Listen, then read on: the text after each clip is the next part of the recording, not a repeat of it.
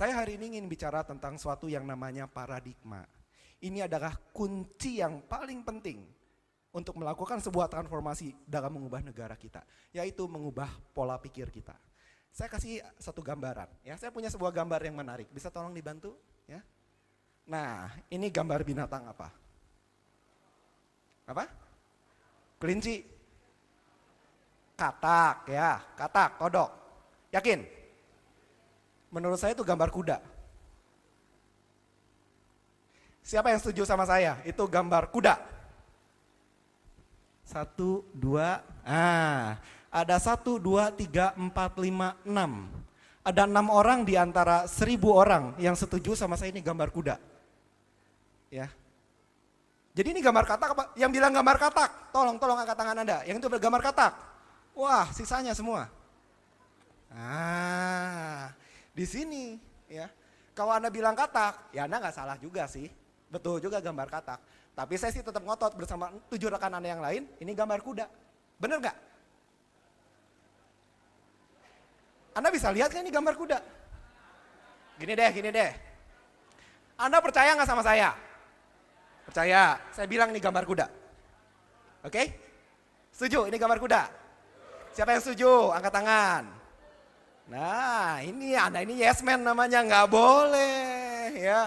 Kalau kita cuma yes man, di hati gambar kuda dari mana? Dari Hong Kong. Setuju nggak? Setuju deh, biar cepat. Gimana mau maju negara kita ya? Jadi saya bilang ini adalah gambar kuda. Konsisten saya ya. Nah, kenapa hanya 7 orang dalam 1000 orang di dalam ruangan ini yang melihat bahwa ini adalah gambar kuda. Sementara 1000 orang sisanya bilang ini gambar katak. Masalahnya cuma masalah paradigma. Masalahnya cuma masalah cara memandang. Kita lakukan cara yang sederhana aja ya. Saya akan buat 1000 orang di sini sepakat dengan kami bertujuh. Mau? Gini caranya. Tolong miringkan kepala Anda ke kanan.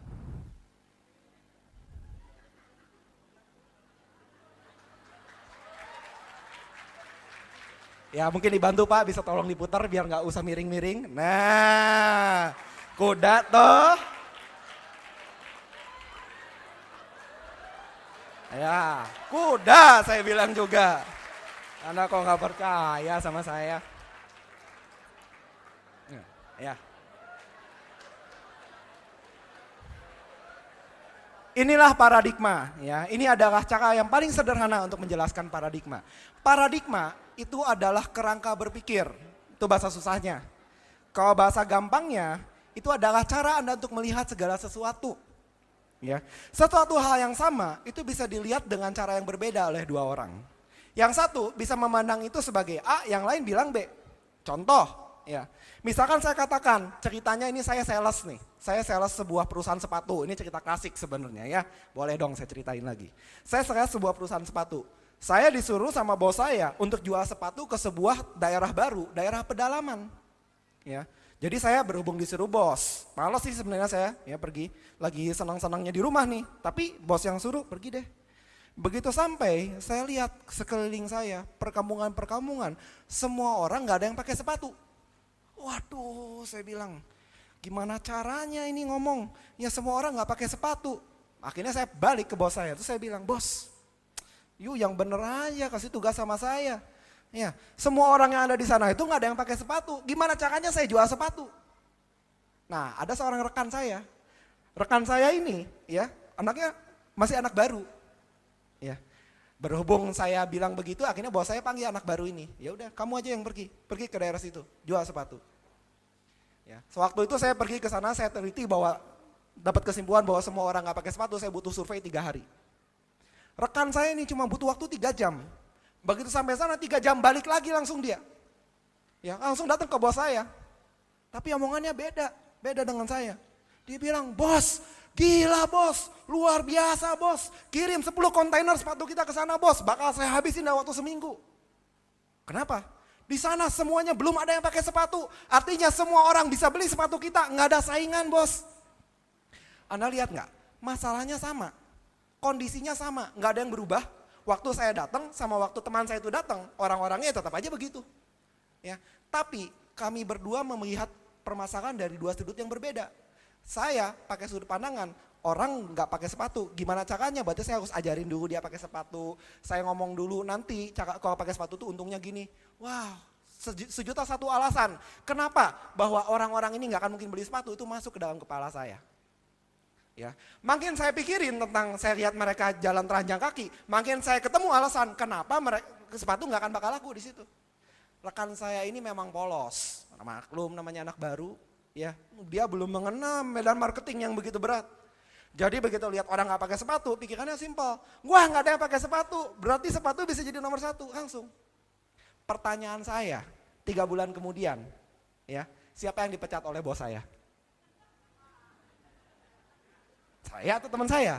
Coba, menurut Anda siapa? Ya saya yang dipecat. Ya, berhubung dipecat makanya saya bisa datang ke sini. Teman saya lagi di sana jualan sepatu.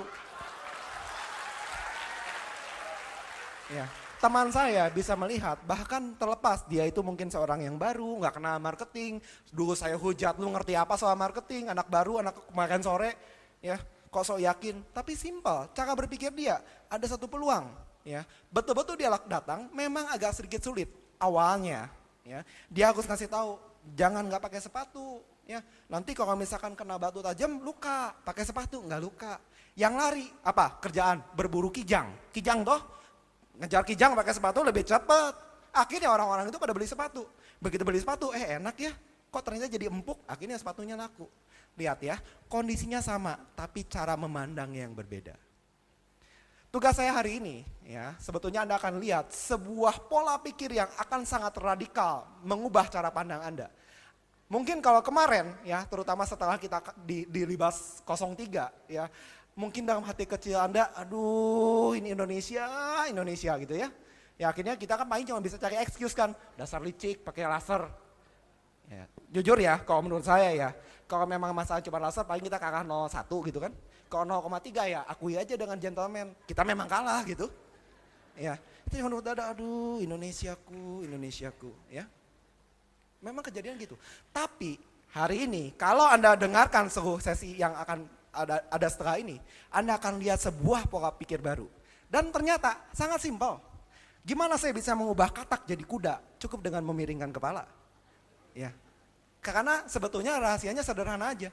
Cukup merubah pola pikir kita.